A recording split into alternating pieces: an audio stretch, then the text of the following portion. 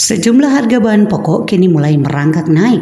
Salah satunya harga cabai rawit yang kini menyentuh level Rp110.000 per kilogram.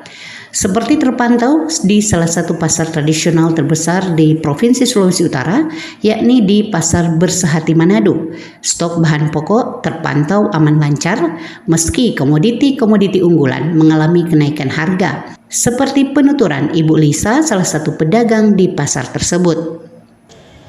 40, bawang putih, bawang merah 60, kalau beras 40, kuning 40. Dapatnya dari mana, Bu? Kalau bawang merah dari Bima, bawang putih. Kalau beras kuning dari Lamongan, dengan tomat. Jadi mahal harganya ya, Bu ya. Kalau turun, kalau mahal. Sementara itu untuk sejumlah komoditi lainnya seperti tomat kini berada di level Rp13 hingga Rp14.000 per kilogram. Cabai rawit Rp110.000 per kilogram, bawang putih Rp40.000 per kilogram. Diana Masih, RRI terus mengudara untuk Indonesia.